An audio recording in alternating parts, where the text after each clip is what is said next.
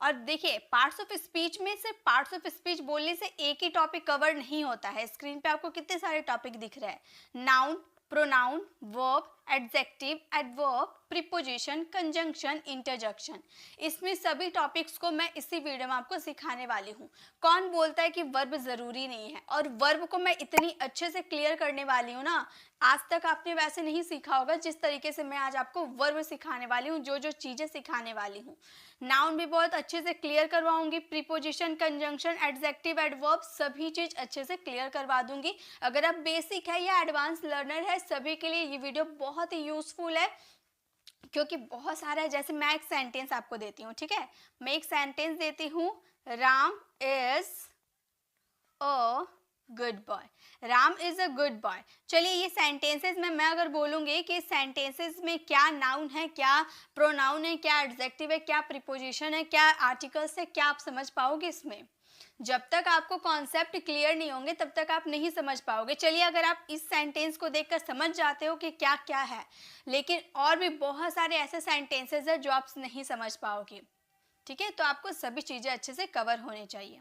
चलिए पहले हम वीडियो को देखते हैं, उसकी प्रैक्टिस कर लेते हैं, फिर देखिएगा आपको ये क्वेश्चन ना एकदम तुरंत समझ में आ जाएगा कि इसमें कौन से नाउन है, कौन सा प्रोनाउन है, कौन सा एडजेक्टिव है, बहुत ही अच्छे से क्लियर हो जाएगा, ठीक है।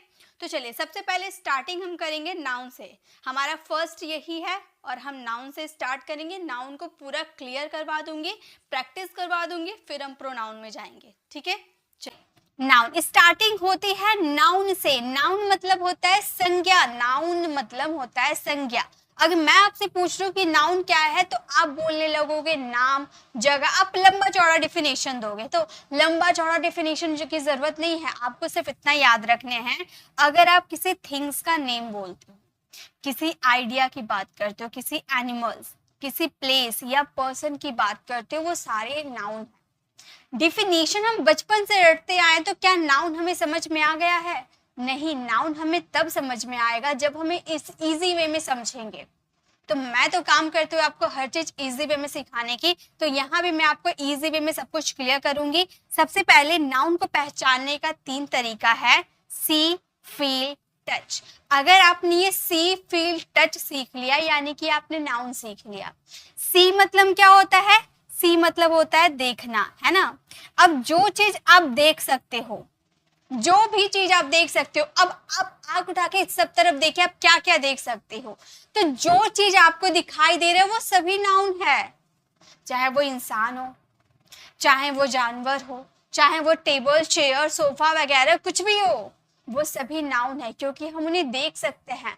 यानी कि जिस भी दुनिया में, पूरे वर्ल्ड में जो भी चीजें आप देख सकते हो, वो सभी नाउन है, ओके। दूसरा फील, यानी कि जिसे हम महसूस कर सकते हैं। महसूस यानी कि आज मेरे सिर में बहुत दर्द है, तो सिर दर्द क्या दिखाई देता है? नहीं, लेकिन फील होता है ना, महसूस होता है। मैं बहुत थक गई हूँ, मैं बहुत देर से चल रही थी, मैं बहुत थक गई हूँ, तो थकान दिखाई देता है? नहीं, लेकिन महसूस होता है कि भाई आज मैं बहुत टायर्ड हूँ, बहुत थकी हुई हूँ, ठीक है। ये ठंडी ठंडी हवा बह रही है, तो क्या हवा को आप देख सकते हो? नहीं, लेकिन ये क्या हो रही है? महसूस हो रही है। आजकल तो गर्म हवा बहुत बह रही है, तो ये क्या होती है? फील होती है। हमारी बॉडी को जब टच करती है तो हमें फील होती है, दिखाई नहीं देती है। यानी कि जिस चीज को हम महसूस कर सकते हैं वो सभी क्या है? नाउन है। और जिस भी चीज को हम टच कर सकते हैं, यानी कि छू सकते हैं, टच कर सकते हैं, छूना, ठीक है, जिस चीज को हम छू सकते हैं वो सभी क्या है? नाउन है। अब जो चीज दिखाई देता है उसे हम छू भी तो सकते हैं ना। हम सिर दर्द को नहीं छू सकते, हवा को नहीं छू सकते, ये सब नहीं छू सकते, लेकिन जो चीज को हम देख सकते हैं वो चीज को तो हम छू सकते हैं ना। तो वहां पे वो सभी क्या है? नाउन है। यानी कि सी, फील, टच, ये सब हमारी नाउन है। चलिए अब मेरे साथ आप नाउन लिखिएगा, ठीक है। सी, अब आसपास जो चीज आप देख रहे हो ना, सभी आप नाउन में भर दो, ठीक है। चलिए आपको लिख कर बतानी है, ठीक है। जैसे नाउन हो जाएगा हमारा बुक। आसपास आपके जरूरी नहीं है कि जो मैं लिख रही हूँ वही आप रिपीट करोगे, नहीं, आसपास आपको जो चीज दिखाई दे रहा है ना, सभी नाउन है, सभी लिख डालिए, ओके।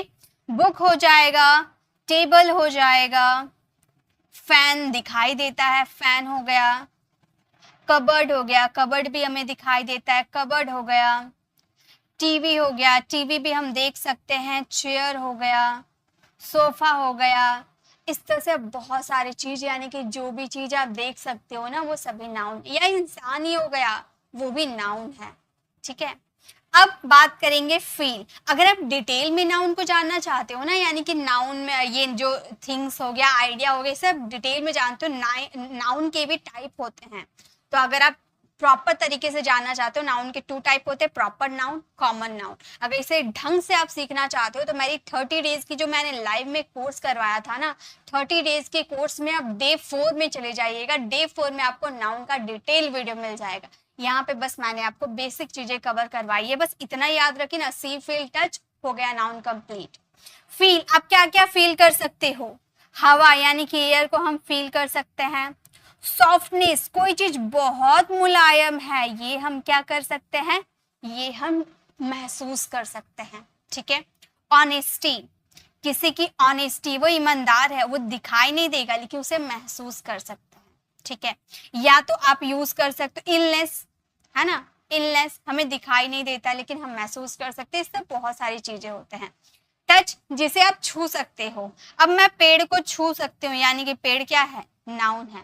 अब मैं राम को छू सकती हूँ, यानी कि इंसान को छू सकती हूँ, वो भी क्या है, हमारे नाउन है। अब यहाँ पे जो भी मैंने सी में लिखा, book, table, fan, cover, TV, chair, ये सब मैं छू सकती हूँ, यानी कि ये सभी क्या है, नाउन है। ठीक है, यानी कि जो आप देख सकते हो वो छू भी सकते हो, वो सभी नाउन है। तो नाउन क्लियर हो गए ना आपको, अब कोई कंफ्यूजन नहीं होगी। सी फील टच, जिसे आप देख सकते हो, जिसे आप महसूस करते हो, जिसे आप टच कर सकते हो, वो सभी नाउन है। Okay. Ram is the best boy in the class, आपको सभी का नहीं बताना है, बताइए। राम, राम कौन सा नाउन है, बताइए तो। राम कौन सा नाम है, यहाँ पर आपका बॉय कौन सा नाउन है, क्लास कौन सा नाउन है, बाकी सब is, the, best, in, the, ये सब अभी हम नहीं पढ़े हैं तो इसमें अभी नहीं जाएंगे। लास्ट में हम फिर से ये स्लाइड में आएंगे, उसके बाद हम फिर से इसे समझेंगे। ठीक है, पहले आप ये 3 बताइए ना, राम, बॉय और क्लास। अभी हम पढ़े ना, नाउन है ना ये, राम को आप देख सकते हो, बॉय को आप देख सकते हो, क्लास को भी आप देख सकते हो। बताइए क्या क्या नाउन है, ये आपने भी पढ़ा। तो नाम, आप जब एक प्रॉपर नाम बता दोगे तो वो प्रॉपर नाउन हो जाएंगे, यानी कि राम जो है प्रॉपर नाउन है। बॉय, बॉय आपने नाम नहीं बताया लेकिन ग्रुप आपने ये बता दिया वो बॉय है, लेकिन उसका नाम नहीं बताया, तो ये क्या हो गया, आपके कॉमन नाउन हो गए। क्लास, क्लास क्या हो गए, क्लास यानी कि एक पूरे क्लास की बात कर रहे हैं, यानी कि कलेक्टिव नाउन हो गए। समझ में आया ना कैसे कि ये कलेक्टिव नाउन हो गया, आपको समझ में आया ना, बताइए एक बार कमेंट में बता दीजिए, समझ में आ रहा है ना आपको नाउन। जो मैंने अभी आपको समझाया सभी चीज समझ में आ गए नाउन में, यस लिख दीजिए अगर आपको समझ में आ गए तो। मुझे भी तो पता चलना चाहिए कि मैं जो आपको समझा रही हूँ आपको समझ में आ रहा है या नहीं आ रहा, कमेंट में मुझे बता दीजिए ताकि मुझे पता चल पाए कि आपको समझ में आ रहा है या नहीं आ रहा।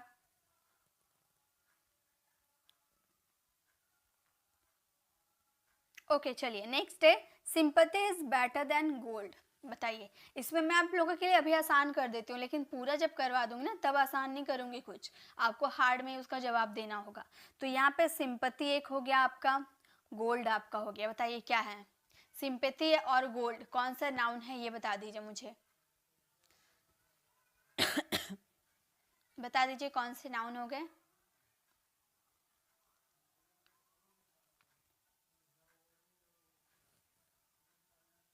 सिंपति, सहानुभूति, सहानुभूति को आप देख सकते हो, आपके साथ कोई सहानुभूति कर रहा है, यानी ये आप देख नहीं सकते हो लेकिन आपको ऐसा फील होता है, फील होता है, यानी कि आप ये क्या हो गया हमारे एब्स्ट्रैक्ट नाउन हो गया। अभी तो हम लोगों ने सीखा एब्स्ट्रैक्ट नाउन यानी कि जो हम महसूस करते हैं, जिसे हम देख नहीं सकते।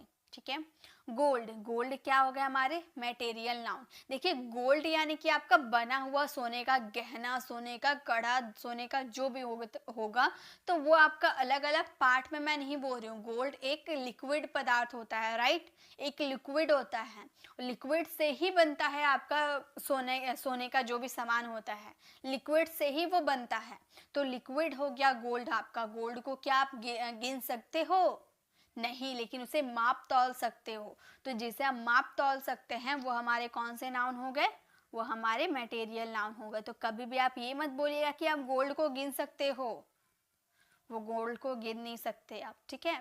नेक्स्ट है mister Roy is a man of great knowledge. बताइए मिस्टर रॉय मैन नॉलेज क्या है ये? कौन कौन कौन से नाउन है बता दीजिए तो जरा। मिस्टर रॉय मैन और नॉलेज कौन कौन से नाउन हो गए?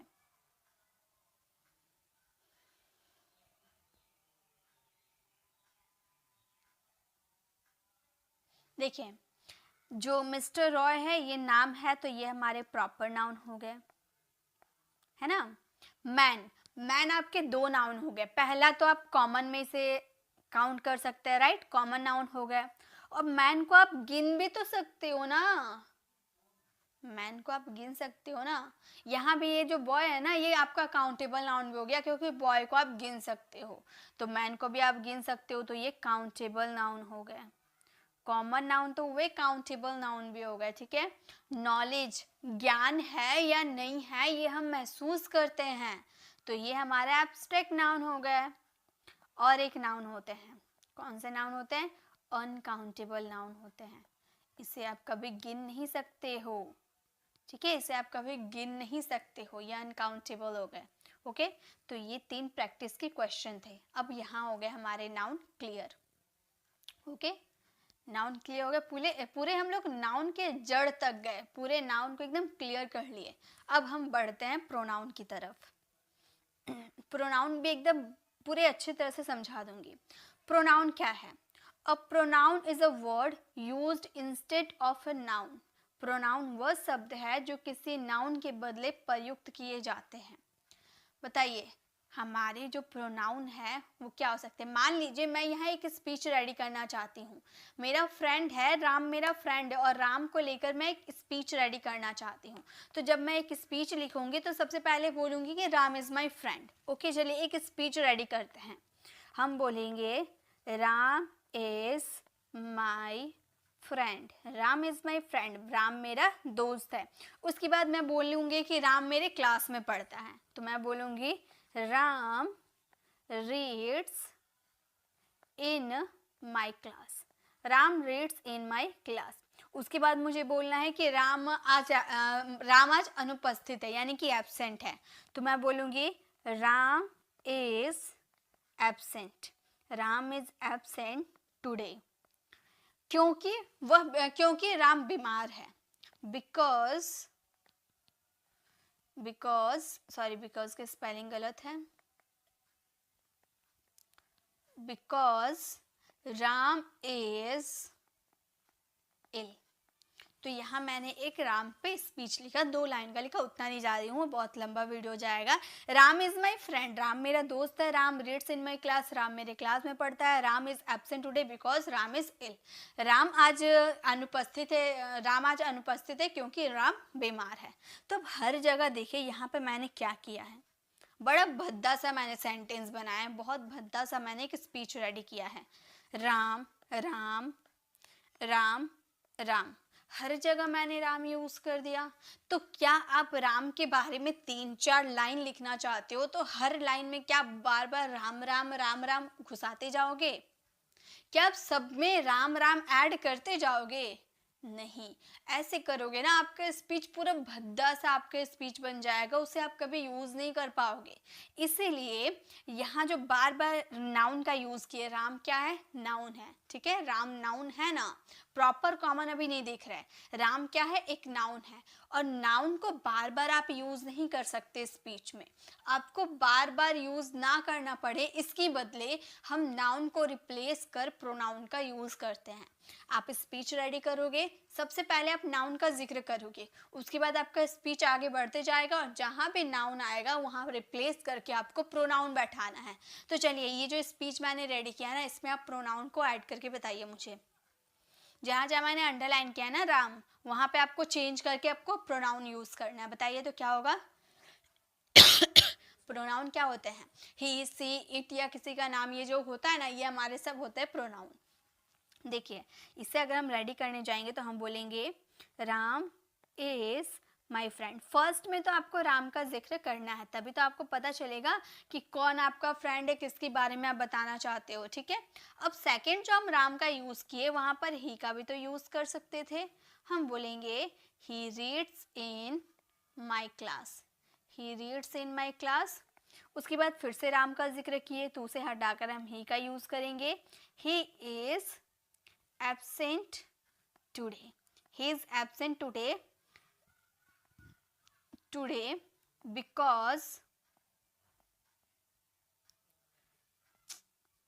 because राम इज इल, फिर राम है तो ही कर देंगे, ही इज इल। अब कितना बढ़िया सा सेंटेंस हो गया, बार बार राम का जिक्र नहीं करना पड़ा। Ram is my friend, he reads in my class, he is absent today because he is ill. ठीक है, ये प्रॉपर तरीके से आपका इंग्लिश का एक स्पीच रेडी होगा इस तरह से। तो देखिए, हम लोगों ने राम एक लड़का है, राम एक लड़का है, इसलिए हम लोगों ने ही लगा दिया। ही का भी बहुत सारा रूप होता है, कभी ऑब्जेक्ट के रूप में आ जाता है, तो कभी सब्जेक्ट के रूप में आ जाता है, कभी पोसेसिव प्रोनाउन, तो कभी पोसेसिव एडजेक्टिव। तो ये भी सारे टाइप सीखना ज़रूरी है, क्योंकि कभी ही का हिज हो जाता है ना, कभी ही का हिम बन जाता है। क्यों बनता है, कब बनता है, ये भी सब तो जानना ज़रूरी है। तो चलिए, ये आपको पता चल गया, नाउन के बदले आने वाले शब्द आपके प्रोनाउन कहलाते हैं। ओके, चलिए अब ये चीज आप थोड़ा ध्यान दे दीजिए। सबसे पहले क्या है, आई हमारा सब्जेक्ट है। आई के अकॉर्डिंग आपको पोसेसिव एडजेक्टिव लगाना है। आई का क्या हो जाएगा, पोसेसिव एडजेक्टिव। पोसेसिव एडजेक्टिव यानी कि आई का हो जाएगा आपका माई, आई का माई बन जाएगा। माई का पोसेसिव प्रोनाउन आपका माइन हो जाएगा। अब ये सब मैं बताऊंगी कि माई का यूज़ कहाँ किया जाता है, माइन का यूज़ कहाँ किया जाता है, ये पूरे क्लियर तरीके से मैं बताऊंगी। पहले आपको अगर आते हैं सब्जेक्ट का possessive adjective, possessive pronoun, object, ये आते हैं तो आप मुझे कमेंट में बता सकते हैं, ठीक है। आपकी प्रैक्टिस हो जाएगी, बढ़िया दमदार वाली प्रैक्टिस हो जाएगी। तो अगर आपको आते हैं तो आप बता दीजिए मुझे, ठीक है। तो आई का पोसेसिव एडजेक्टिव माई होता है, पोसेसिव प्रोनाउन माइन होता है। ऑब्जेक्ट की बात करें तो ऑब्जेक्ट हमारा मी हो जाता है, ठीक है। ऑब्जेक्ट आई का मी हो जाता है। वी का पोसेसिव एडजेक्टिव क्या होता है, वी का पोसेसिव एडजेक्टिव आवर होता है। और पोसेसिव प्रोनाउन क्या होता है, पोसेसिव प्रोनाउन आवर्स हो जाता है, एस लग जाता है। ओके, सब में ऐसा नहीं होता है, किसी किसी में ही ऐसा होता है, मैं आपको बता दूंगी। ऑब्जेक्ट क्या हो जाते हैं, ऑब्जेक्ट आपके अस हो जाते हैं। ओके, यू का अगर आप पोसेसिव एडजेक्टिव देखने जाओ तो आपका पोसेसिव एडजेक्टिव योर हो जाता है, लेकिन पोसेसिव प्रोनाउन योर्स हो जाता है, एस लग जाता है। ओके, और अगर आप ऑब्जेक्ट को देखने जाओ तो यू का ऑब्जेक्ट आपका यू ही रहता है, ये अपने रूप को चेंज नहीं करता है। ही का अगर पोसेसिव एडजेक्टिव की बात करें तो ही का पोसेसिव एडजेक्टिव हीज होता है। अगर पोसेसिव प्रोनाउन की बात करो तो पोसेसिव प्रोनाउन भी हीज रहेगा, क्योंकि एस के बाद आप दोबारा एस यूज नहीं कर सकते, इसीलिए। ओके, अगर आप इसके ऑब्जेक्ट फॉर्म में जाओ तो ये पूरे चेंज हो जाते हैं, हिम में बदल जाते हैं। ही किसके लिए आता है, मेल पर्सन के लिए। ओके, अगर सी फीमेल पर्सन की बात करो तो हर यूज होता है, और हर का अगर आप पोसेसिव प्रोनाउन को देखने जाओ तो हर का हर्ट्स हो जाता है, एस लग जाता है, क्योंकि आर के बाद एस हम बैठा सकते हैं। और ऑब्जेक्ट की बात करें तो ऑब्जेक्ट आपका हर ही रहता है, ये चेंज नहीं होता है, ठीक है। इट का अगर आप पोसेसिव प्रोनाउन एडजेक्टिव के रूप में देखने जाओ तो इट्स हो जाता है, एस इसी में लग जाता है, तो इसमें जो आपका है कुछ नहीं लगता है, पोसेसिव प्रोनाउन नहीं बनता है इट का, ठीक है। अगर इसके ऑब्जेक्ट की बात करो तो ऑब्जेक्ट सेम रहता है, आपका इट ही रह जाएगा। अगर दे की बात करोगे तो दे का आपका यहाँ पर देयर्स हो जाएगा, ठीक है। दे का आपका यहाँ देयर हो जाएगा। देयर्स तो आपका पोसेसिव प्रोनाउन में लगता है, देयर हो गया, और पोसेसिव प्रोनाउन में आपका देयर्स लग जाएगा। एस तो इसमें लगता है और इसमें आपका देम बन जाएगा। तो ये बन जाता है आपका subject, possessive adjective, possessive pronoun, object. अब बात ये आती है कि कैसे पता चलेगा।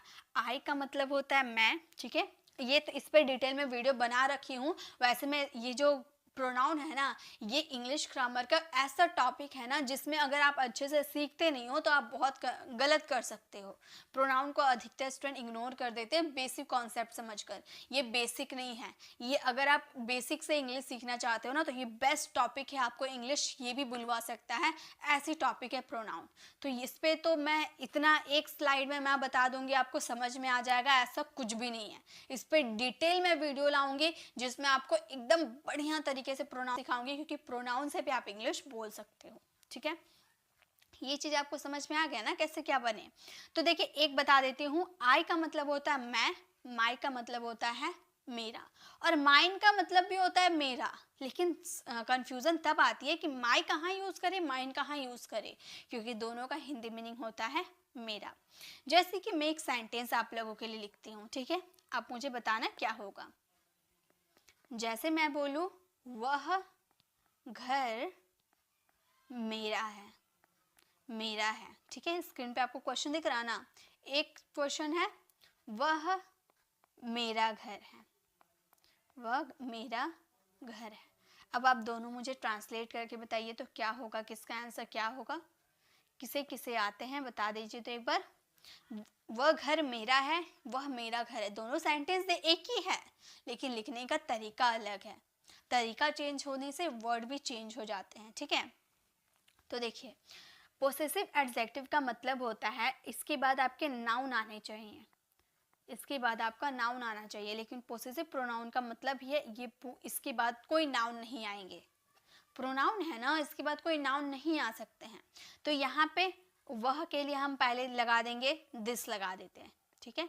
दिस, घर के लिए हाउस लगा दीजिए, दिस हाउस इज माइन। मेरा के बाद आपका कोई मेरा के बाद आपको कोई नाउन दिख रहा क्या, मेरा के बाद तो डायरेक्ट है, और है के लिए तो इज लगता है आपका कोई नाउन नहीं होता है, इसीलिए इसके बाद कोई नाउन नहीं था तो माइन बैठा दिए।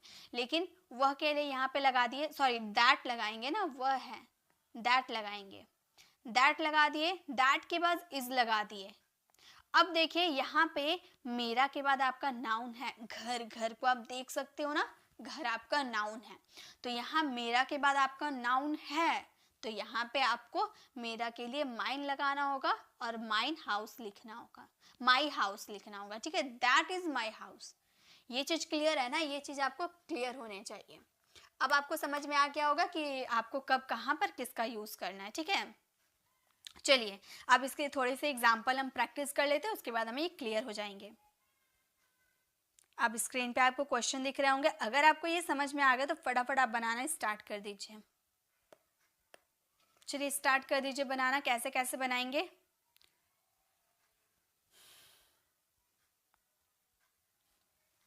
पूरा एकदम मैं प्रैक्टिस करवाते हुए चलूंगी ताकि इसके बाद आपको प्रैक्टिस करना ना पड़े, ऐसा मैं प्रैक्टिस करवाते हुए चलूंगी, ठीक है।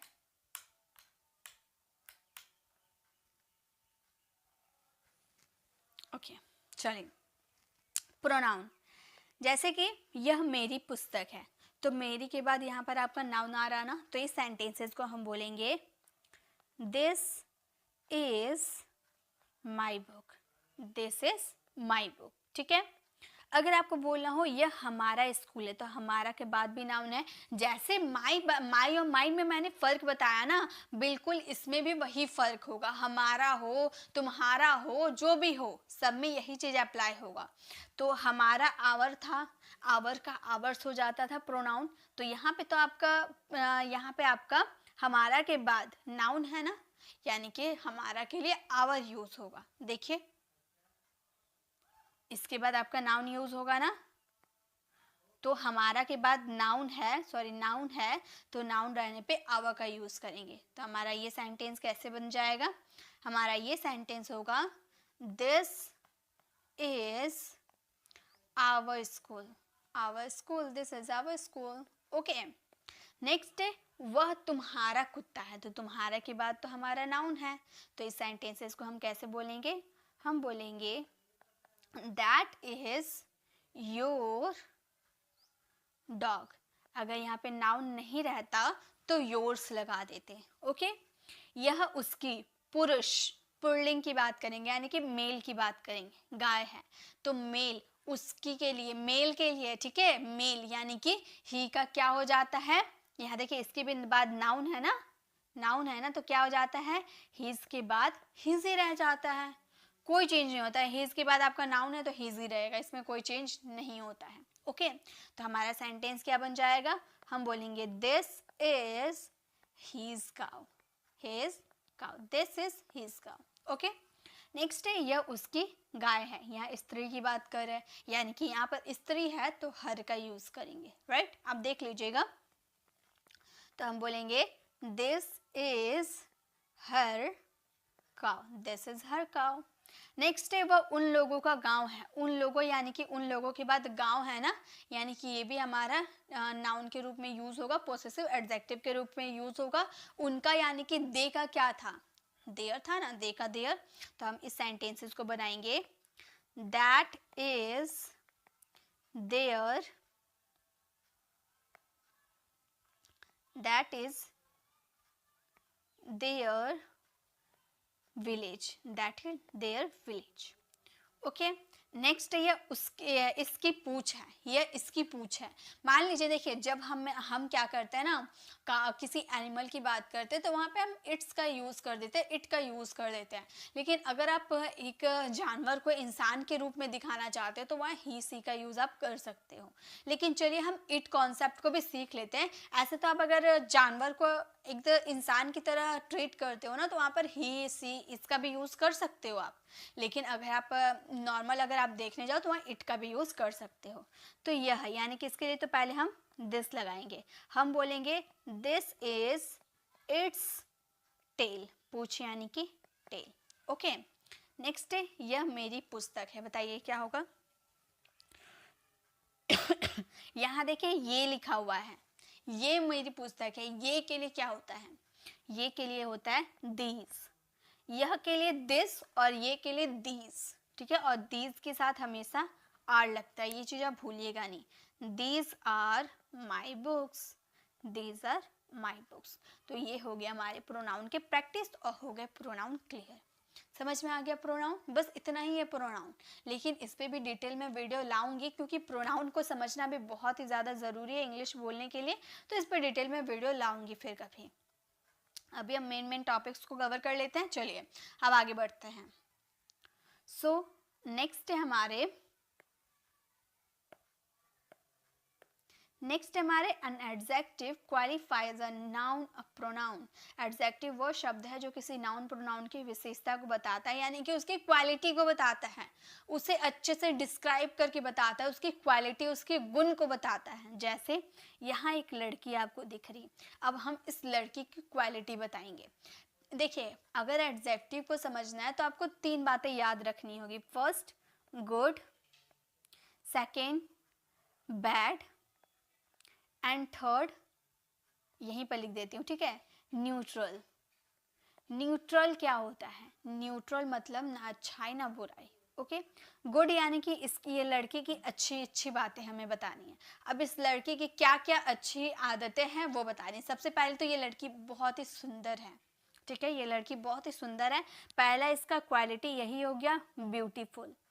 तारीफ किए ना, तारीफ किए, उसकी अच्छाई किए, गुड, उसकी अच्छाई की है तो ब्यूटीफुल लिख दिए। जैसे ये लड़की बहुत मेहनती होगी, ऐसे तो मुझे पता नहीं है लेकिन मैं अपने हिसाब से बता रही हूँ कि ये लड़की बहुत मेहनती है, तो हार्ड वर्किंग। अब इसकी तारीफ कर दिया ना कि भाई ये लड़की दिन भर काम करती है, बहुत मेहनती है, तो ये इसका तारीफ की है, आप उसकी अच्छाई को बताएं, तो ये आपका क्या हो गया, एडजेक्टिव हो गया, उसकी क्वालिटी को आप बता रहे हो। नेक्स्ट अगर आप लिखना चाहते हो ब्रेव, ये लड़की बहुत बहादुर है, किसी से नहीं डरती है, सबका सामना कर लेती है, बहुत बहादुर है, तो ब्रेव क्या हो गया, इसकी अच्छाई कर रहे हैं। अब इस लड़का का बुराई करते हैं, चलिए, बड़ा डरपोक है, देखिए कैसे बैठा हुआ है, बहुत डरपोक है, तो यहाँ क्या हम बोल देंगे, टिमिड। ये लड़का बहुत डरपोक है, बात बात पे डरता रहता है, एकदम टिमिड है, डरपोक है, ठीक है। ये लड़का बहुत बेईमानी है, हर चीज में बेईमानी करता है, तो हम बोल देंगे डिसऑनेस्ट। आपको बुराई करना है, इस लड़का को जितनी बुराई है ना सब कर दो। अब हम बोलेंगे लड़का अगली है, यानी कि भद्दा है, बदसूरत है, तो हम क्या बोल देंगे, अगली। अब इसकी बुराई आप कर रहे हो। अब हम बात करते इसकी, ठीक है, अब यहाँ पे मैं अच्छे से लिख देती हूँ, इसका पिक्चर अच्छा से दिख नहीं रहा, यहाँ लिख देती हूँ। अब इस आदमी की ना ही हम अच्छाई करेंगे ना ही हम बुराई करेंगे, न्यूट्रल, यानी कि ना आप इसकी अच्छाई करोगे ना आप इसकी बुराई करोगे, लेकिन कुछ ना कुछ ज़रूर सोचोगे, कुछ ना कुछ ज़रूर बोलोगे। मान लीजिए आप रोड पे कहीं जा रहे हो, किसी लंबे इंसान को आप देख लेते हो तो आप बोलते हो ना वो कितना लंबा है, किसी मोटे इंसान को देख लेते हो वो कितना मोटा है, किसी नाटे इंसान को देख लेते हो वो कितना नाटा है, किसी पतले इंसान को देख लेते हो वो कितना पतला है। तो ये हम क्या, उसकी हम क्वालिटी बताते हैं। क्या वो मोटा है उसकी बुराई है? क्या वो लंबा है उसकी बुराई है? नहीं। तो क्या वो उसकी अच्छाई है? लंबा होना क्या उसकी अच्छाई है? नहीं, ना उसकी अच्छाई है ना उसकी बुराई है। ना अच्छाई है ना बुराई है, मतलब न्यूट्रल है। आप ना उसकी अच्छाई करो ना बुराई करो, लेकिन कॉम्प्लीमेंट करने से बाज नहीं आ रहे, कॉम्प्लीमेंट किए जा रहे हो। तो ये आदमी जो आपको पिक्चर में दिख रहा है, देखिए इसका पेट कितना निकला हुआ है, तो ये क्या हो गया, ये मोटा हो गया। मैं बोलूँ कि ये कितना मोटा है, तो क्या मैंने इसकी बुराई की? मोटा होना किसी की बुराई नहीं है, ठीक है, तो मैंने इसकी बुराई नहीं की। तो यहाँ पे मैं बोल दूंगी फैट। ये जो आदमी है फैट है, मोटा है, लेकिन मैंने बुराई नहीं किया। मैंने सिर्फ इतना, अपने फ्रेंड के साथ में जा रही थी तो मैंने इसे देखा, एक मोटा था तो एक्सरसाइज कर रहा था, तो मैं बोल दूँ कि वो कितना मोटा है, तो मैंने उसका बुराई नहीं किया। मोटा होना किसी का बुराई नहीं होता है, ना पतला होना किसी का बुराई होता है, ना लंबा होना बुराई होता है, ना छोटा होना बुराई होता है, किसी का ये बुराई नहीं होती है। लेकिन इंसान कॉम्प्लीमेंट कर देता है, ठीक है। तो फैट मैंने बोल दिया। मान लीजिए यही अब लंबा रहता तो मैं क्या बोलती, ये कितना बड़ा है, तो मैं यहाँ बड़ा बोल दूंगी, तो लार्ज हो जाएगा। बड़ा मतलब टॉल, सॉरी लार्ज नहीं, टॉल कर देंगे, ठीक है, आदमी है ना, टॉल कर देंगे। कितना लंबा है, टॉल है, ठीक है। अगर यही हेल्दी, इसे हेल्दी भी बोल सकते हैं कि ये काफ़ी हेल्दी है, तो हेल्दी होना भी किसी की बुराई नहीं है, लेकिन इंसान कॉम्प्लीमेंट करता रहता है। तो यही चीज़, आप किसी की अच्छाई करोगे, आप किसी की बुराई करते हो, या आप ना उसकी अच्छाई करते हो ना आप उसकी बुराई करते हो, लेकिन कुछ ना कुछ ज़रूर बोलते हो, वो सारे एडजेक्टिव होते हैं, ठीक है, वो सारे एडजेक्टिव होते हैं। अब मैं आपको कुछ प्रैक्टिस के लिए क्वेश्चन देती हूँ, आप उसे सॉल्व करोगे, आपको समझ में आ जाएगा, ठीक है। या मैं कुछ क्वेश्चन लिख देती हूँ, आप उसे देखना, उसके बाद बताना कि आपको समझ में आया नहीं। यहाँ पे मैं क्वेश्चन लिख देती हूँ, he was and old man, he was an old man. Next, some boys are coming today, coming today. Next, there are 6 boys in the class. ये आपको कुछ क्वेश्चन दिख रहा है, ठीक है, 3 क्वेश्चन है। He was an old man, some boys are coming today, they are 6 boys in the class. ये जो एडजेक्टिव है ना, ये एडजेक्टिव आपके नंबर भी बताते हैं, एडजेक्टिव ऑफ नंबर की भी बात करते हैं, या adjective of quantity, adjective of quality, इन सब के बारे में बताता है। तो ये बताइए, he was an old man, इसमें आपको एडजेक्टिव क्या दिख रहा है? आप किसी की अच्छाई करो या बुराई करो, इसमें क्या दिख रहा है ऐसा, इसमें क्या है जिससे आपको ये पता चलेगा कि इसकी अच्छाई हो रही है बुराई हो रही है, क्या इसमें एडजेक्टिव है? अगर मैं सिंपल बोलूँ, ही वॉज एन मैन, वह एक आदमी है, ठीक है, he was a man, an नहीं लगाऊंगी, ही वॉज अ मैन बोलूंगी, तो वो आदमी है, तो इससे मुझे पता नहीं चला कि वो कैसा आदमी है, तो मैंने बता दिया ही वॉज एन ओल्ड मैन, वह बूढ़ा आदमी है। तो यहाँ पे बूढ़ा मैंने बोल दिया, तो ना मैंने उसकी अच्छाई की ना मैंने उसकी बुराई की, लेकिन बताया तो कैसा आदमी है, बूढ़ा आदमी है, तो ये आपका एडजेक्टिव हो गया, ठीक है।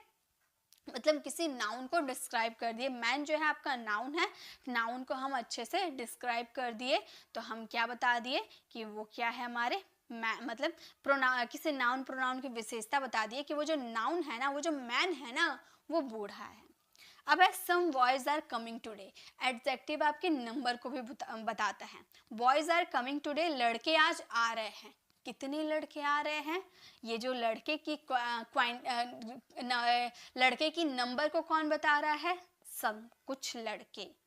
तो ये नंबर हो गया आपका, सम नंबर हो गया। आपने बता दिया कितने लड़के, कुछ लड़के। तो ये आपका क्या हो गया, ये आपका हो गया एडजेक्टिव। ठीक है, मतलब नाउन प्रोनाउन की विशेषता को बताएगा, उसके नंबर को बताएगा। There are 6 boys in the class, इसमें क्या होगा बताइए तो। There are 6 boys in the class, इसमें क्या होगा, तो इसमें देखिए बॉयज आपका नाउन प्रोनाउन हो गया। कितने बॉयज क्लास में है, 6 है। नंबर कौन बताया, 6 बताया। ये आपका एडजेक्टिव हो गया। ठीक है, तो एडजेक्टिव बस इतना है। एडजेक्टिव उतना आप ज़्यादा नहीं देखिए, अगर एडजेक्टिव पे जाइए वीडियो तो मैं बना रखी हूँ। ठीक है, आप मुझे कमेंट में पूछ सकते हैं, मैं वो वीडियो आप लोगों को, उसका लिंक मैं आप लोगों से शेयर कर दूँगी। ठीक है, चलिए आगे देखते हैं। अब आगे वर्ब। अब वर्ब पे ज़रा ध्यान दीजिए, क्योंकि वर्ब बहुत ज़्यादा ज़रूरी होते हैं। ठीक है, इस पे ध्यान दीजिएगा। A verb is a word which denotes an action, possession, relation और state of being. वर्ब वह शब्द है जिसे किसी कार्य का व्यापार, अधिकार, संबंध या अवस्था का बोध होता है। सबसे पहले क्या हम बोले, उनका पता चलता है। ठीक है, रिलेशन हो गया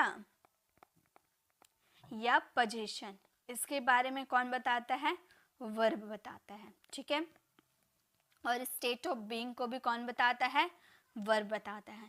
इसे 3 भागों में हम लोगों ने डिवाइड कर दिया, ये पता करने के लिए कि वर्ब क्या क्या हमें बताता है। ठीक है, वर्ब क्या क्या हमें बताता है, ये हम अब पता कर रहे हैं। सबसे पहले एक्शन, आपका सेंटेंस में क्या एक्शन हो रहा है, मैं सेंटेंस यहाँ पर लिख दे रही हूँ, आप सेंटेंसेस को पहले देखिएगा, उसके बाद बताइएगा। एक्शन का सेंटेंस है children play, children play. Next है, अगर रिलेशन और पोजीशन का बोले तो हम बोलेंगे I have a car, I have a car. State of being का बात करें तो they are happy. Day second में हम लोगों ने सीखा था ना स्टेट ऑफ बीइंग के बारे में, वही है, दे आर हैप्पी। अब इसमें बताइए एक्शन, इसमें क्या एक्शन हो, ये जो सेंटेंस मैंने लिखा ना चिल्ड्रेन प्लेस में एक्शन क्या हो रहा है ये बताइए। जो एक्शन हो रहा है वही वर्ब है हमारा। क्या एक्शन हो रहा है इसमें, क्या एक्शन हो रहा है इसमें जी, इसमें क्या एक्शन हो रहा, प्ले एक्शन हो रहा, तो प्ले हमारा क्या हो गया, ये वर्ब हो गया। रिलेशन या पोजीशन, इस सेंटेंस में आपका रिलेशन या पोजीशन कौन बता रहा है, रिलेशन या पोजीशन, अधिकार कौन बता रहा है आपका, इसमें हैव बता रहा है। हैव नहीं रहता तो कार और आई, मेरा और कार का रिलेशन कैसे पता चलता, इससे यही पता चल रहा ना कि मेरे पास कार है। अगर हैव यानी कि पास है हटा देते, आई अ कार, मैं एक कार, क्या मैं और एक कार, क्या हैव लगा दिए, तभी पोजीशन पता चला कि मेरे पास है, मैं इसकी मालकिन हूँ, मैं इसका ऑनर हूँ। ठीक है, state of being, state of being क्या, उसकी अवस्था क्या है, दे आर हैप्पी, वो खुश है, दुख है, ये कौन बता रहा है, ये आपका आर बता रहा ना। आर नहीं रहता तो वे लोग खुश, क्या वे लोग खुश क्या हैं, थे या होंगे, ऐसा क्या बोलना चाहते हैं, इसलिए प्रेजेंट की बात किए तो आर लगा दिए। तो ये 3 चीज हमें कौन बताता है, ये वर्ब बताता है। वर्ब यानी कैसे, वर्ब का first form, second form, third form, यही सिर्फ वर्ब नहीं होते हैं, हेल्पिंग वर्ब भी हमारे वर्ब होते हैं। ठीक है, चलिए अब और अच्छे से इसको क्लियर करती हूँ। ये चीज़ तो आपको समझ में आ गया ना। अब देखिए आपको क्या चीज़ नया सीखने को मिल रहा है जो आपने सुना नहीं होगा। ये जो वर्ब है ना, ये 2 टाइप के होते हैं, एक लेक्सिकल वर्ब, एक ऑक्सिलरी वर्ब। लेक्सिकल वर्ब मतलब जिसके फॉर्म्स होते हैं, जो अपना फॉर्म्स चेंज कर देता है अपने मीनिंग के हिसाब से। जैसे कि हो गया आपका ईट, ईट का सेकेंड फॉर्म एट बन जाता है, फॉर्म को पूरे चेंज कर देता है ना, और मीनिंग को भी चेंज कर देता है, तो वो लेक्सिकल वर्ब हो गए। ईट हो गए, गो हो गए, कम हो गए, ये हो गए ना। अब इसके base form, past form, past participle, ING और आई और ईएस वाले फॉर्म्स लिखेंगे। पहले ऑक्सिलरी वर्ब, चलिए पहले इसको कर लेते हैं, पहले लेक्सिकल वर्ब को क्लियर कर लेते हैं। अगर बेस फॉर्म यानी कि फर्स्ट फॉर्म क्या हो गए, ईट। इसके पास्ट फॉर्म यानी कि सेकेंड फॉर्म क्या हो जाएंगे, एट। इसके पास्ट पार्टिसिपल यानी कि थर्ड फॉर्म क्या हो जाएंगे, इटन हो जाएंगे। थर्ड फॉर्म क्या हो जाएंगे, इटन। आईएनजी वाला, इसमें आईएनजी यूज कर देंगे तो क्या हो जाएगा, एटिंग हो जाएगा। एस जोड़ देंगे तो क्या हो जाएगा, ये एट्स बन जाएगा। वर्ब पे अलग से वीडियो में बना रखी हूँ, अगर आपको कंफ्यूजन होगा ना वो ज़रूर देखिएगा, ठीक है। अगर दूसरे देखते हैं, गो का देखते हैं। गो का फर्स्ट फॉर्म गो, सेकेंड फॉर्म क्या हो जाएगा, वेंट, थर्ड फॉर्म क्या हो जाएगा, गॉन, फोर्थ फॉर्म क्या हो जाएगा, गोइंग, फिफ्थ फॉर्म क्या हो जाएगा, गोज, ठीक है। तो ये हमारे वर्ब्स हो गए। वर्ब्स पे मैं वीडियो बना रखी हूँ, आप उसे विजिट कर सकते हो। ऑक्सिलरी वर्ब क्या होता है, ऑक्सिलरी वर्ब मतलब होता है जैसे am, is, are, do, does, have, जो भी हेल्पिंग वर्ब हो सब फटाफट मुझे बताते जाइए कौन कौन से हेल्पिंग वर्ब होते हैं। हेल्पिंग वर्ब यानी कि ऑक्सिलरी वर्ब, ठीक है। क्या क्या होता है बताइए, has, have, had, be, being, was, were। ये मत सोचिएगा कि मॉडल वर्ब इसमें नहीं आएंगे, मॉडल वर्ब भी ऑक्सिलरी वर्ब होते हैं। शुड, कुड, वुड, ये भी सब आ सकते हैं, ठीक है। Should, could, would, can, need, ये सब क्या है, ये ऑक्सिलरी वर्ब है। और भी बहुत सारे हैं, मैं आपको पीडीएफ में दे दूंगी, ठीक है। तो ये ऑक्सिलरी वर्ब है। तो इसके टू टाइप, वर्ब के टू टाइप होते हैं, lexical verb, auxiliary verb. Lexical verb यानी कि जिसके फॉर्म्स चेंज हो जाते हैं और इसका मीनिंग भी चेंज हो जाता है। और लेक्सिकल वर्ब जैसे हमारे जो हेल्पिंग वर्ब के रूप में जो वर्क करते हैं ना, वो हमारे हेल्पिंग वर्ब हो गए, ठीक है।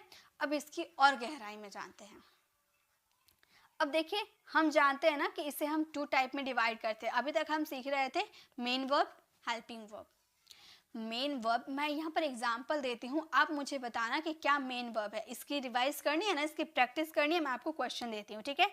आपको बस उसमें मुझे ये बताना है कि मेन वर्ब क्या है, हेल्पिंग वर्ब क्या है, ठीक है। I am boy, I am sorry, मैं गर्ल हूँ तो मैं गर्ल लिखती हूँ, I am girl, okay. Next है I am reading, I am reading. Next है I love her, I love her. Helping verb में भी सेंटेंस लिखती हूँ, I am reading, I am reading, he will go, you should do this, you should do this। अब मुझे ये बता दीजिए आप लोग, आई एम गर्ल, इसमें आपका मेन वर्ब क्या है। आई एम गर्ल में आपका मेन वर्ब क्या है।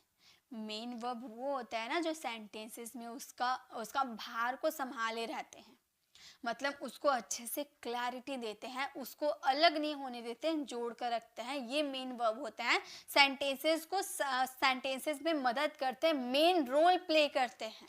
तो आई एम गर्ल, यहाँ पर आपके गर्ल को आइडेंटिफाई किया एम से, ये आपका मेन तरह से काम कर रहा, आई और एम को जोड़ रहा एम आपका, तो ये मेन तरह से वर्क कर रहा, मेन रोल प्ले कर रहा है, इसीलिए एम यहाँ पर मेन वर्ब हो गए। नेक्स्ट है आई एम रीडिंग, इसमें मेन वर्ब क्या हो गए तो इसमें मेन वर्ब आपके हो गए रीडिंग। क्यों यहाँ पर एम हुआ, यहाँ पर रीडिंग क्यों हुआ। अगर यहाँ पर एम की जगह यहाँ पे अगर मान लीजिए आपका गो रहता ना, तो गो आपका मेन वर्ब रहता।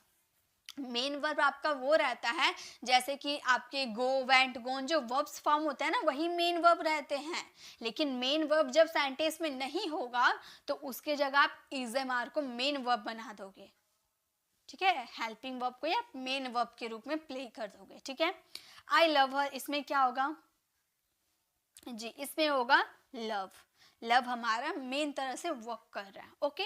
हेल्पिंग वर्ब में बताइए, आई एम रीडिंग, इसमें हेल्पिंग वर्ब क्या होंगे, ये सब तो सब बता देंगे। हेल्पिंग वर्ब मतलब जो हेल्प करता है, यानी कि मेन वर्ब नहीं। मेन वर्ब यानी कि वर्ब्स फॉर्म वाले हमारे मेन वर्ब थे, इसमें हेल्पिंग वर्ब आपके एम हो गए। ही विल गो, इसमें हेल्पिंग वर्ब क्या होंगे, विल होंगे। यू शुड डू दिस, इसमें हेल्पिंग वर्ब क्या होंगे, शुड होंगे, ओके। तो ये मेन वर्ब और हेल्पिंग वर्ब थे, क्लियर हो गए। अब आपको कंफ्यूजन नहीं होगा कहाँ मेन वर्ब होगा कहाँ हेल्पिंग वर्ब होगा, ठीक है। एक चीज और मैं आपको बता देती हूँ, लेक्सिकल वर्ब मतलब क्या होते हैं, जिसके फॉर्म्स होते हैं, वर्ब्स के फॉर्म्स होते हैं, और ऑक्सिलरी वर्ब जैसे इज एम आर हो गए जिसके फॉर्म्स नहीं होते हैं। लेकिन एक ऐसा हेल्पिंग वर्ब है, ऐसा ऑक्सिलरी वर्ब है जो लेक्सिकल वर्ब भी होता है। कौन सा बताइए तो, ऐसा कौन सा ऑक्सिलरी वर्ब है जो ऑक्सिलरी वर्ब भी है और लेक्सिकल वर्ब भी है, कौन सा है बताइए तो। ऐसा 3 आपके पास वर्ब है, 3 वर्ब है जो लेक्सिकल वर्ब भी है, ऑक्सिलरी वर्ब है। वो है आपके बी, हैव, डू। बी के फॉर्म्स होते हैं ना, होते हैं। हैव के फॉर्म्स होते हैं, होते हैं। डू के फॉर्म्स होते हैं, होते हैं। यानी कि इसे हम फॉर्म्स के रूप में चेंज भी कर सकते हैं और ये ऑक्सिलरी वर्ब भी होते हैं। तो ये आपके दोनों में वर्क करते हैं, याद रखिएगा, ठीक है। चलिए इसी के साथ वर्ब हमारे क्लियर हो गए। अब हम आ गए एडवर्ब में। एडवर्ब ज़्यादा हार्ड नहीं है, एडवर्ब पे डिटेल में वीडियो बना रखी हूँ, मैं आपको एकदम अच्छे से क्लियर कर देती हूँ ताकि आपको अभी क्लियर हो जाए। वैसे एडवर्ब जो है ना, इसके लिए आपको डिटेल पढ़ना पड़ेगा, लेकिन मैं इसी में भी आपको बहुत कुछ बता दूंगी। जैसे an adverb qualify a verb and adjective on other adverb, यानी कि जो ये एडवर्ब है ये वर्ब को, एडजेक्टिव को, खुद एडवर्ब को भी क्वालिफाई करता है, मॉडिफाई करता है, यानी कि डिस्क्राइब करके बताता है। एग्जाम्पल देखिए, adverb of time, adverbs of frequency, adverb of manner, adverbs of place. ऐसे तो एडवर्ब्स के बहुत सारे टाइप होते हैं, लेकिन मैंने सिर्फ 4 आपको दिया, ये 4 आपको बहुत ही ज़्यादा ज़रूरी है। एडवर्ब ऑफ टाइम में क्या क्या आते हैं, कौन कौन बता सकता है बताइए तो। एडवर्ब ऑफ टाइम में कैसे कैसे एडवर्ब आते हैं जो आपके टाइम को डिस्क्राइब करते हैं, जो आपको टाइम को डिस्क्राइब करते हैं। जैसे कि टुडे, टुडे जो है ना ये आपका एडवर्ब है, टुडे आपका एडवर्ब है। और क्या क्या हो गया, जो टाइम आपको बताते हैं वो सारे। जैसे टुमारो, टुमारो भी आपके टाइम को बताते हैं, तो टुमारो क्या हो गया आपके एडवर्ब हो गए। और नाउ, अभी, अभी ये भी टाइम है, ये भी आपके एडवर्ब है। सून, सून भी आपके क्या है, एडवर्ब ऑफ टाइम है। और भी बहुत सारे होते हैं, आपको पीडीएफ में मिल जाएगी। एडवर्ब ऑफ फ्रीक्वेंसी की बात करें, फ्रीक्वेंसी यानी कि जो बार बार होती है, ऐसे वर्ब जो बार बार होती है, ऐसे वर्ब।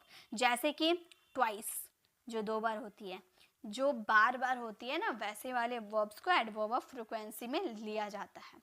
नेवर, नेवर आप बोलोगे मैम बार बार थोड़ी होता है, लेकिन ये हमारा क्या होता है, एडवर्ब ऑफ फ्रीक्वेंसी में काउंट किया जाता है। ऑलवेज, ऑलवेज, ऑलवेज तो फ्रीक्वेंसी में आते हैं।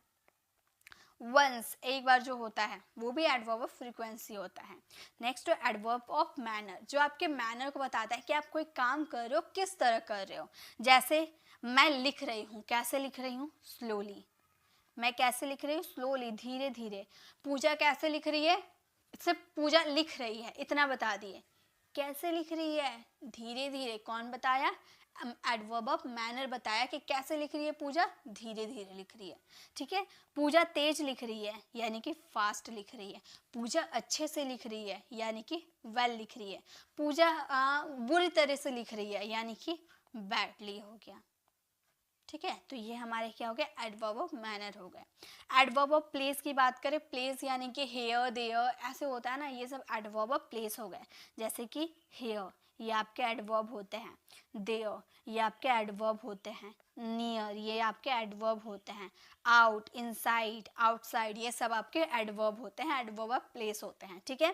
तो ये आपके एडवर्ब, ये सब याद करने वाला चीज़ है, ठीक है। ये सब आपको याद करने वाली चीज़ है, बस मैंने इस तरह से आपको लिख देना एडवर्ब ऑफ टाइम। अब आपको पता चल जाएगा टाइम के लिए कौन कौन सा एडवर्ब आएंगे। एडवर्ब ऑफ फ्रीक्वेंसी, फ्रीक्वेंसी के लिए कौन कौन से एडवर्ब आएंगे, ये आपको क्लियर हो जाएगा, ठीक है। चलिए अब थोड़ी प्रैक्टिस कर लेते हैं। अब इसमें मुझे बता दीजिए तो आप कौन से वर्ब है। ही कैम यस्टरडे, अगर मैं इसकी क्वेश्चन पूछूं, देखिए क्वेश्चन कैसे पूछूंगी। ही कैम यस्टरडे, इसका अगर मैं क्वेश्चन करूंगी, मैं बोलूंगी कैम व्हेन, मतलब कब आया। ही कैम यस्टरडे, ये जो ही है ना, मतलब वह जो है कब आया, तो आप क्या बोलोगे, यस्टरडे, कल आया। तो आने का काम जो है कौन डिस्क्राइब किया आपका, आने का काम जो है वह आया। तो आने का काम क्या कब डिस्क्राइब हुआ, कौन डिस्क्राइब किया, आपके वर्ब को कौन डिस्क्राइब किया, कौन मॉडिफाई किया, यस्टरडे, यस्टरडे ने क्लियर किया, ठीक है। अब है I have always helped you, I have always helped you, तो हम यहाँ पर लिख देते क्वेश्चन में पूछूंगी हेल्प्ड हाउ ऑफन, मदद कितनी बार किया, मदद कितनी बार किया, आप बोलोगे ऑलवेज, हमेशा किया, मदद कितनी बार किया, मैं जो है मदद कितनी बार तुम्हारी की हूँ, आप बोलोगे हमेशा, तो ऑलवेज आपका आ जाएगा, आप बोलोगे नेवर, तो कभी नहीं, यानी कि नेवर आपका हो जाएगा एडवर्ब, यानी कि जो आपके वर्ब को, जो आपके वर्ब को डिस्क्राइब कर देता है, जो आपके एडजेक्टिव को डिस्क्राइब कर देता है, वो आपके एडवर्ब कहलाते हैं। ही रन्स फास्ट, तो अगर मैं इसकी क्वेश्चन पूछूंगी तो मैं बोलूंगी रन्स हाउ, मतलब कैसे दौड़ता है, वह जो है कैसे दौड़ता है, आप बोलोगे बड़ी फास्ट दौड़ता है, तो फास्ट रन्स को कौन डिस्क्राइब किया, फास्ट ने डिस्क्राइब किया। नेक्स्ट है गो देयर, मैं अगर पूछूंगी गो वेयर, कहाँ जाओ, आप बोल दिए गो देयर, तो मैं पूछूं आप गो देयर बोल दिए, तो मैं बोलूंगी गो वेयर, कहाँ जाओ, आप बोलोगे देयर, वहां जाओ, तो देयर आपने बता दिया, तब मुझे पता चला ना कि वहां जाने की बात आप कर रहे हो, हेयर लिख देते तो यहाँ आने की बात कर रहे हो, ऐसे डिस्क्राइब किया जाता है एडवर्ब को, ठीक है। तो ये आपके एडवर्ब थे, एडवर्ब पे मैं डिटेल वीडियो बना रखी हूँ, तो आप उसे विजिट कर सकते हो, अगर आपको वीडियो नहीं मिलेगी तो मैं लिंक शेयर कर दूंगी, आप कमेंट में बोलोगे तो, ठीक है। चलिए अब आते हैं नेक्स्ट प्रेपोजिशन में। प्रीपोजिशन में सिर्फ इतना प्रीपोजिशन काफ़ी नहीं होता है, प्रीपोजिशन पे तो मैं 1.5 घंटा की वीडियो बना रखी हूँ, अगर आपको कन्फ्यूज़न है तो वो वीडियो को देखिएगा, आपको कमेंट, एक एक स्टूडेंट का कमेंट पढ़ के आपको समझ में आ जाएगा कि वीडियो में कितना दम है, वीडियो में इतना अच्छा कमेंट स्टूडेंट किया है ना कि आप देख कर बोलोगे कि वीडियो में काफ़ी दम है, तभी तो इतना अच्छा कमेंट आया है, कमेंट बहुत अच्छा आया है, अगर आप उसे विजिट करोगे ना, आप भी कमेंट करने से रहोगे नहीं, आप भी कमेंट कर दो क्योंकि वीडियो बहुत ही अच्छी है, ठीक है। तो चलिए अब मैं यहाँ पे प्रीपोजिशन को कवर करवाती हूँ।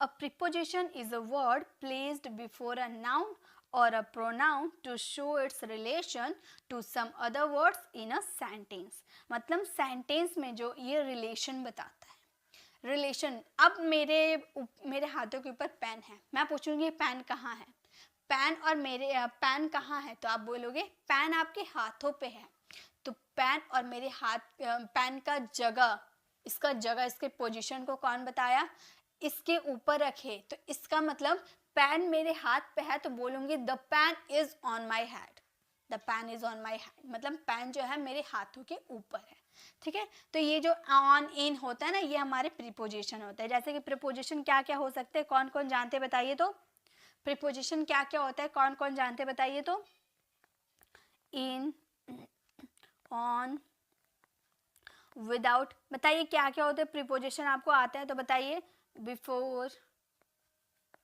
आफ्टर, ये सब प्रीपोजिशन होते हैं हमारे, एट,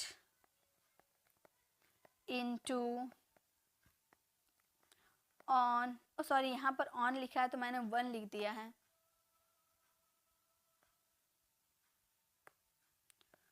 वन, और भी बहुत सारे होते हैं, जैसे कि हो गए ऑन टू, बिसाइड, ये सब क्या है, ये सब हमारे ये सब और भी बहुत सारे होते हैं, तो मैं आपको पीडीएफ में दे दूंगी, आप देख लीजिएगा। तो ये सारे हमारे प्रीपोजिशन होते हैं, ठीक है। ये सारे प्रीपोजिशन आपको इंग्लिश बोलने में तो बहुत हेल्प करते हैं, इसे आप इग्नोर नहीं कर सकते हैं। चलिए अब थोड़ा क्वेश्चन देती हूँ मैं, उसमें आप बताइएगा प्रीपोजिशन कौन कौन से हैं। There is a cat on the table, आप बताइए इसमें प्रीपोजिशन कौन से हैं। There is a cat on the table, इसमें प्रीपोजिशन कौन कौन से बताइए तो, कैट टेबल के कहाँ है, ऊपर में है, ये एक टेबल है, ये कैट कहाँ है, टेबल के ऊपर में है, ऊपर यानी कि ऑन, ऑन हमारा प्रीपोजिशन है। I am writing with a pen, मैं लिख रही हूँ क्या चीज से, मैं क्या चीज से लिख रही हूँ, पेन से लिख रही हूँ, पेन के साथ, पेन से लिख रही हूँ, तो से वाला रिलेशन कौन बताया, विद ने बताया। He is going to him, इसमें प्रीपोजिशन क्या है, इसमें प्रीपोजिशन क्या है, बिल्कुल टू है। Next the students were sitting in the class. Student कहाँ बैठे हैं? क्लास में बैठे, में यानी कि in. I have no seen this before. यहाँ पर आपका क्या है? मैंने प्रीपोजिशन बताया था, तो इसमें क्या है बताइए तो? बिफोर है। बिफोर हमारा प्रीपोजिशन है, तो ये हमारा क्या है? प्रीपोजिशन। अब लोग फास्ट आंसर दिया कीजिए, ठीक है? आपको आता है तो आप लोग फास्ट आंसर दिया कीजिए। तो ये हमारे प्रीपोजिशन थे। प्रीपोजिशन बस इतना ही प्रीपोजिशन नहीं होते हैं, प्रीपोजिशन पे डिटेल वीडियो आपको देखना ही पड़ेगा अगर आप प्रीपोजिशन को लेकर सीरियस हो। प्रीपोजिशन के बिना आप इंग्लिश नहीं बोल सकते हो, तो प्रीपोजिशन सीखना बहुत ही ज़्यादा ज़रूरी है। तो प्रीपोजिशन ज़रूर देखिएगा हमारी 1 घंटा 1.5 घंटे वाली वीडियो को, ठीक है? चलिए आगे देखते हैं। सो अब है कंजंक्शन। कंजंक्शन पे भी डिटेल वीडियो बना रखी हूँ। ये भी कंजंक्शन, प्रीपोजिशन कंजंक्शन बहुत ही बड़ा लेसन है, ये आप तुरंत कंप्लीट नहीं कर सकते, इस पर आपको डिटेल वीडियो देखना पड़ेगा, ठीक है? यहाँ पे मैं आपको इंट्रोड्यूस करवा देती हूँ कि प्रीपोजिशन कंजंक्शन आखिर रोल क्या करते हैं इंग्लिश में, ठीक है? कंजंक्शन यानी कि दो सेंटेंसेस को जोड़ने का काम करता है, ठीक है? A conjunction is a word use to join words, phrases, clauses और सेंटेंसेस टुगेदर। यानी कि वर्ड्स को, फ्रेजेस को, क्लॉजेज को, सेंटेंसेस को जोड़ने का काम कौन करता है? कंजंक्शन करता है। कंजंक्शन क्या क्या हो सकते हैं मुझे बताइए तो? कंजंक्शन क्या क्या होता है इंग्लिश ग्रामर में मुझे बताइए, किसे किसे पता है कंजंक्शन क्या क्या होता है मुझे बताइए? कंजंक्शन एंड होते हैं, और होते हैं because, but, therefore,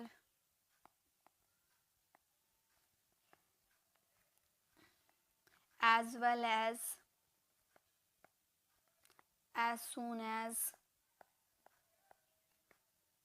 still,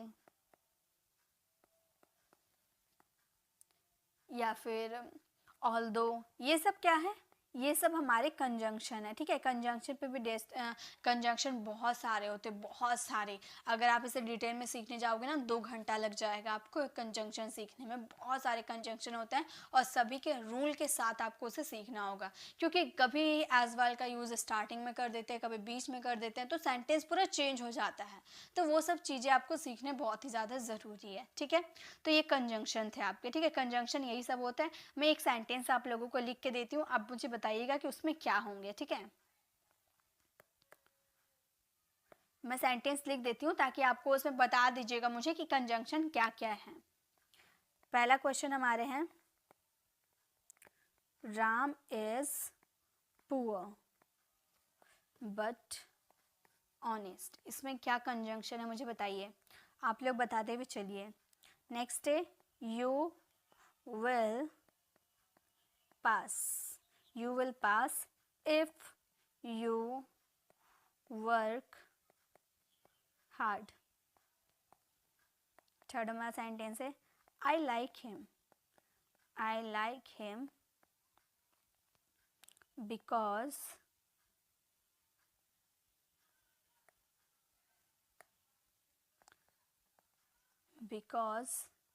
he is honest. अब बताइए इसमें क्या कंजंक्शन है मुझे बता दीजिए।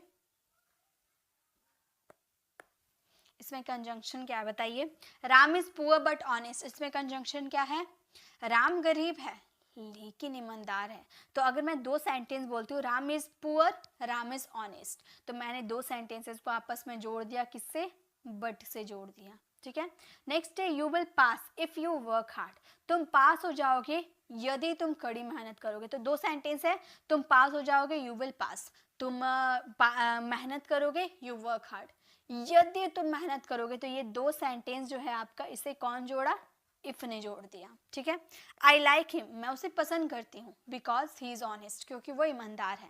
तो आई लाइक हिम, मैं उसे पसंद करती हूँ, वह ईमानदार है। दोनों को कौन जोड़ दिया?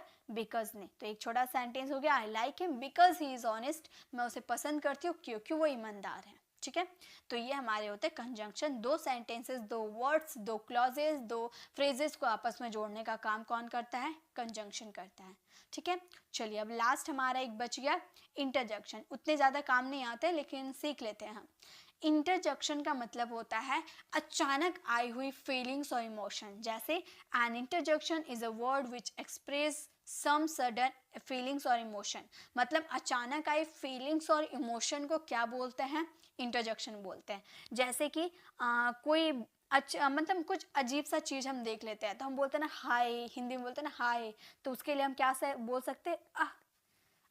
ऐसे बोलते हैं या फिर अल्लास। अल्लास मतलब ये होता है जैसे दुख प्रकट करना, अपने दुख को एक्सप्रेस करना। अल्लास ही इज दैट ऐसे हम बोलते हैं ना, तो वहाँ पे हम अल्लास का यूज़ कर सकते हैं। या फिर हम जीत जाते हैं तो हम बोलते हैं ना हुर्रे, हम जीत गए, हुर्रे ऐसे बोलते हैं ना। या फिर कोई अच्छा काम करता है तो हम बोलते हैं ब्रेवो। ब्रेवो यानी कि मतलब हम जीत गए, तुम अच्छा काम किए, ब्रेवो ऐसे बोलते हैं ना। या फिर हम बोल सकते हैं हर्ष। हर्ष मतलब भी एक दुख प्रकट करने का तरीका हो गया। या फिर ओह क्या मैंने गलती कर दिया, ओह ऐसे बोलते हैं ना। या फिर ओ माई गॉड, ओ एम जी भी बोलते हैं ना। ओ एम जी का मतलब होता है ओ माई गॉड मैंने क्या गलती कर दिया, ऐसे बोलते हैं ना। तो ये सब हमारे अचानक फीलिंग्स आती है। जैसे कि मान लीजिए आप रास्ते में जा रहे हो, ठीक है। मान लीजिए आप रास्ते में जा रहे हो, आपने किसी मरे हुए बिल्ली को देख लिया, तो आपके मुंह से अचानक फीलिंग आएगी। आपने उस बिल्ली को मरे हुए देखा तो आप बोलोगे alas the cat is dead. Alas the cat is dead. हाय ये बिल्ली मर गई, ऐसे हम बोलते हैं ना, हाय ये बिल्ली मर गई, तो उसे इंग्लिश में बोल सकते हैं अल्लास द कैट इज डेड। तो हाय जो हम बोलते हैं ये अचानक फीलिंग आती है ना, ये अचानक आई हुई फीलिंग होती है। तो ये हमारे क्या होते हैं? इंटरजेक्शन होते हैं। जैसे कि और मैं लेती हूँ जैसे हुर्रे। अब हम मैच जीत गए, ठीक है, मैच खेलने गए थे, मैच जीत गए, तो हम बोलेंगे ना hurray we have won the match, we have won the match, हम मैच जीत गए। तो ये जो थे है ना, यही सब हमारे इंटरजेक्शन है। तो आई होप आपको इंटरजेक्शन समझ में आ गया, ठीक है। Articles are use that define a noun a specific unspecific. Articles किसी भी वर्ड को डिफाइन करता है कि वो स्पेसिफिक है या अनस्पेसिफिक है। वो जानने से पहले आप ये आपको ये पता है आर्टिकल्स कितने होते हैं? जी मुझे पता है, अ एन द 3 होते हैं, जिसमें से अ और ए एन। इसका यूज हम कब करते हैं? जब हमारे चीज कोई काउंटेबल नाउन होता है। और द का तो कोई हिंदी मीनिंग ही नहीं होता है, ठीक है। तो पहले हम अ और ए एन को देख लेते हैं, ठीक है। जैसे मैंने यहाँ पर कुछ वर्ड लिख रही हूँ, अब बताना उसमें क्या लगेगा। Book, animal, union, hour, house, umbrella, university. अब मुझे बताइए आप यहाँ पर क्या लगेगा? अच्छा, और ए एन किसके साथ लगते हैं? वॉवल वर्ड के साथ लगता है, यानी कि ए ई आई ओ यू 5 हमारे वॉवल्स होता है ना, वो 5 वॉवल्स के साथ ये लगते हैं। अब ये 5 वॉवल्स के साथ नहीं लगते हैं, ये 5 साउंड्स के साथ लगते हैं। यानी कि जब आप कोई ये वर्ड बोलते हो, इसका अगर sound a E I O you में आता है तो वहां पे हम यूज करेंगे ए एन। जैसे बुक, अगर वावेल हुआ तो एन, कॉन्सोनेंट हुआ तो ए। बुक यानी कि इसका जो प्रोनाउंसिएशन आ रहा है वो ब से स्टार्ट हो रहा है, तो ये कॉन्सोनेंट है ना, यानी कि ए। एनिमल, एनिमल ए का साउंड आ रहा है ना, यानी कि यहाँ पर होगा ए एन। यूनियन, यू हालांकि वावल होता है लेकिन इसका साउंड वावल में नहीं आ रहा, यूनियन यानी कि य का साउंड आ रहा, यानी कि यहाँ पे हम यूज करेंगे ए, क्योंकि य जो होता है वो कॉन्सोनेंट होता है। आवो, एच हमारा कॉन्सोनेंट होता है बट इसका साउंड आ रहा आ में, आवो, यानी कि ये क्या हमारा वॉवेल। तो वॉवेल होता है साउंड, वर्ड नहीं होते हैं vowel. A E I O U word नहीं होते हैं वॉवेल, साउंड होते हैं आपके वॉवेल, ठीक है, साउंड पे डिपेंड करते हैं। जैसे हाउस, हाउ, ह का साउंड आ रहा है ना, तो यहाँ पे यूज करेंगे ए का। अम्ब्रेला, अ का साउंड आ रहा है ना। अब अम्ब्रेला और यूनिवर्सिटी में क्या लगेगा ये आप मुझे कमेंट में बताना, ठीक है। चलिए अब मैं दो भी क्लियर कर देती हूँ, क्योंकि और एन तो आपको समझ में आ गया। द, अभी मैंने यहाँ स्पेसिफिक और अनस्पेसिफिक चीज बताया था ना, जब आप किसी स्पेसिफिक नाउन की बात करोगे तो वहां पे यूज होता है द, और अनस्पेसिफिक की बात करोगे तो वहां यूज नहीं होता है दो। जैसे यहाँ पे दो आपको दिख रहा है, एक कैट है, दोनों कैट है। अब मैंने बोला कि बिल्ली दूध पीती है, मैंने बोला बिल्ली दूध पीती है, तो मैं बोलूंगी द कैट ड्रिंक्स मिल्क। बिल्ली दूध पीती है, द कैट्स ड्रिंक्स मिल्क। अब यहाँ पर बिल्ली है, मैं बोलूंगी बिल्ली सफेद है, यानी कि द कैट इज वाइट। बिल्ली सफेद है, द कैट इज वाइट। अब दोनों सेंटेंस राइट है? नहीं, दोनों सेंटेंस राइट नहीं। यहाँ पे द राइट नहीं लगेगा, यहाँ द लगेगा। क्यों लगेगा? क्योंकि ये हमारा स्पेसिफिक नाउन है, ये हमारा स्पेसिफिक नाउन है। स्पेसिफिक नाउन, ये अनस्पेसिफिक नाउन, ये क्या है ये भी बताती हूँ। अब मैंने बोला बिल्ली दूध पीती है। जब आप एक स्पेसिफिक नाउन, यानी कि बिल्ली आपका नाउन है, जब आप एक ही नाउन की बात करोगे, यानी कि एक ही जो बिल्ली आपको दिख रही है उसी की बात करोगे तो ही द का यूज होगा, वरना नहीं होगा। मैंने बोला बिल्ली दूध पीती है, तो क्या ये जो बिल्ली दिख रही है यही सिर्फ दूध पीती है? नहीं, दुनिया में जितनी बिल्ली है ना सारी दूध पीती है। तो मैंने एक स्पेसिफिक बिल्ली की बात नहीं की, मैंने दुनिया की सभी बिल्ली की बात की, इसीलिए यहाँ पे द का यूज नहीं करेंगे। अब मैंने बोला कि बिल्ली सफेद है, द कैट इज वाइट। मैंने एक बिल्ली, ये बिल्ली जो दिख रही है, मैंने इसको देखा और इसी के बारे में बताया कि बिल्ली सफेद है। अब दुनिया की जितनी बिल्ली है क्या सभी सफेद है? नहीं, तो मैंने एक जो बिल्ली हमको दिख रही है ना, मैं उसकी बात कर रही हूँ, यानी कि एक स्पेसिफिक नाउन की बात कर रही हूँ, तो द लगाएंगे, द कैट इज वाइट। ठीक है। अब मैंने बोला कि मैन इज मॉर्टल, मतलब मनुष्य मरणशील होते हैं। तो दुनिया के जितने भी मनुष्य हैं ना सभी मरणशील है, यानी कि सबको एक ना एक दिन मरना है।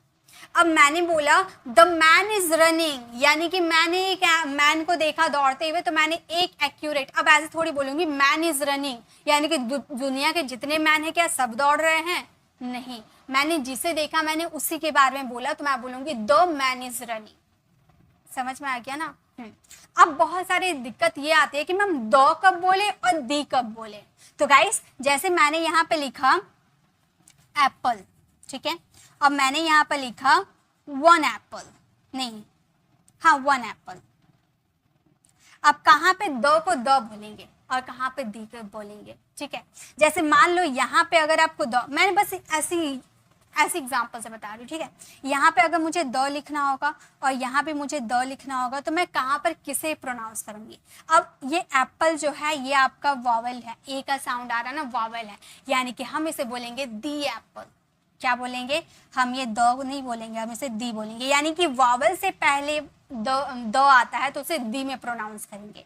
वन, ये आपका वॉवल नहीं है, यहाँ एप्पल है लेकिन उससे पहले वन भी तो है ना जो वॉवल नहीं है, तो इसे द वन एप्पल बोलेंगे। ऐसे ये कुछ गलत है, ऐसे बस मैंने समझाने के लिए आपको बोला। ठीक है, तो यहाँ पे अगर किसी भी वॉवल नहीं रहेगा उससे पहले अगर द का यूज होता है तो वो, जैसे कि यहाँ पर कैट, ये वॉवल नहीं था ना, इससे पहले द का यूज हुआ तो इसे हम द में प्रोनाउंस करेंगे, और वॉवल से पहले अगर द आते हैं तो उसे दी में प्रोनाउंस करेंगे। क्लियर है? तो बस यही था कॉन्सेप्ट, आई होप आपको क्लियर हो गया। तो गाइस इसी के साथ हम लोगों ने ये पूरा कंप्लीट कर दिया। अब आपको वीडियो कैसी लगी कमेंट में ज़रूर बताइएगा, अच्छी लगी तो लाइक कीजिएगा, अपने फ्रेंड फैमिली को ज़रूर शेयर कीजिएगा, और अगर आप मेरे चैनल पर नए हो, मेरे पढ़ाने का तरीका आपको पसंद आया तो सब्सक्राइब करके आने वाले बेल आइकन को ज़रूर प्रेस कीजिएगा, ताकि रोज़ आने वाले वीडियोज़ की नोटिफिकेशन मिलती रहेगी। I'll see you in the next video. Till then, bye bye, take care.